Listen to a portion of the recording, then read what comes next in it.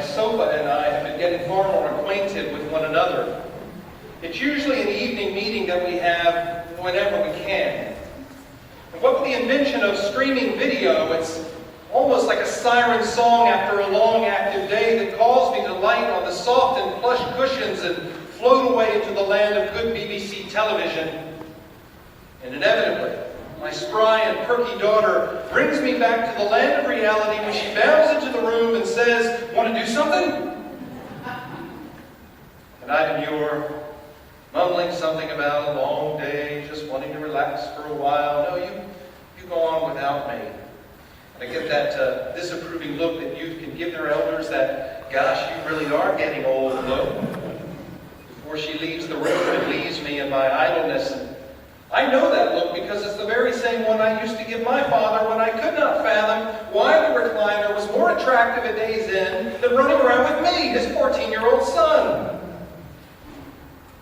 But I've entered the 6th decade of my life now, and the value of that brief sit, that unexpected and sometimes just unavoidable nap in the chair, that restful sigh at the end of a long day, the value of these moments has risen considerably. And that's all well and good, I suppose, at least as it relates to the cycle of life. Our verve for living may not be so suppressed, but our reservoir of energy isn't as boundless as it once has seemed. Hurts might hurt a little more. Takes a bit longer to slough off the flu. We don't carry on as much as we once did. I understand that cycle, I think. At least I'm beginning to understand it. But it's really the cycle of faith in which I'm more concerned this morning.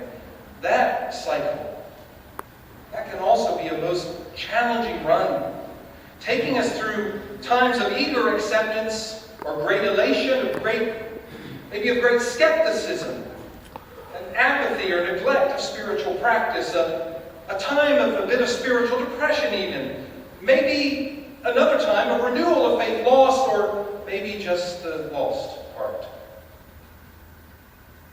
I'm always particularly moved by the expression of my elders who feel as though faith is no longer there for them, or they are no longer of benefit to the faith. Having fought the fight for many years, they're not always so sure they fought a good one.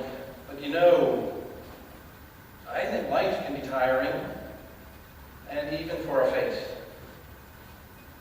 While it seems there are always those who continually rise to the occasion, for many a seat on that comfortable sofa, leaving matters of faith and concerns of church to others, seems a reasonable desire.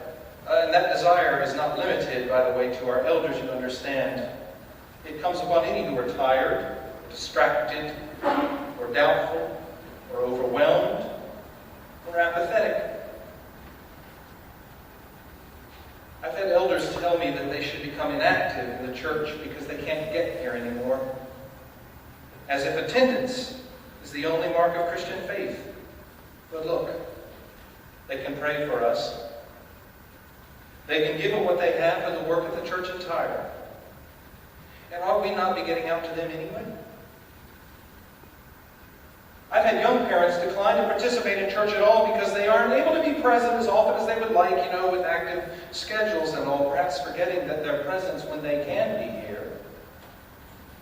The contributions of their talents and of their means are good for the entire life of a body and a blessing to everyone, every day.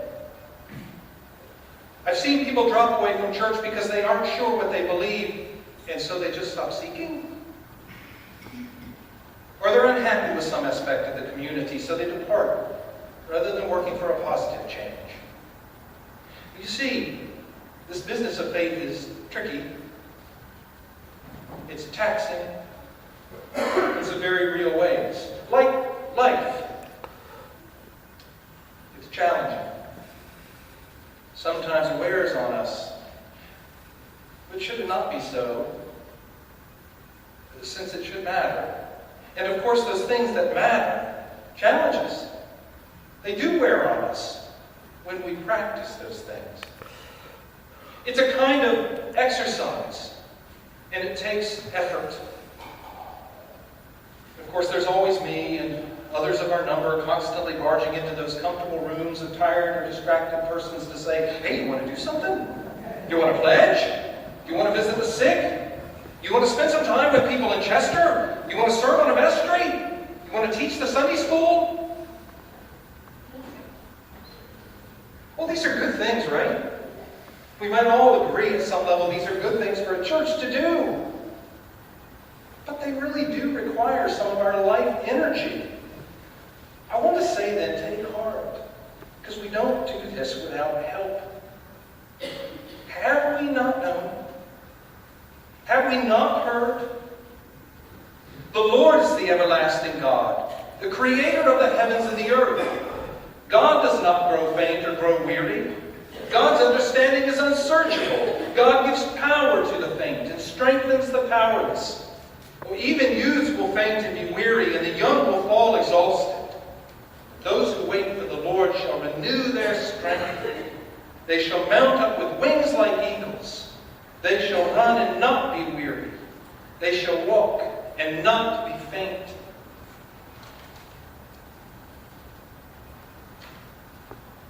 I know that some of us are tired.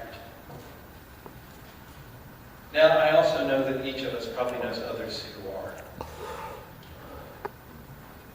I gather each of us knows someone who needs you to reach out to them and lift them up when they're tired.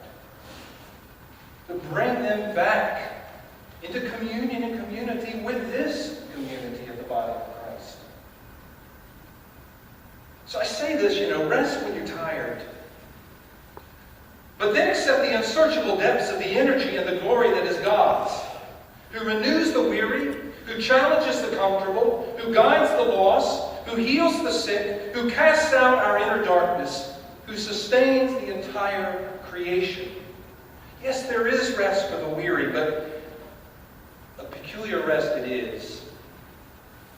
For there is no end to our purpose. There is no end to our prayer. And there is no limit to the love that we can give to each other and to the world around us. Do we not know this? Have we not heard? I know you have.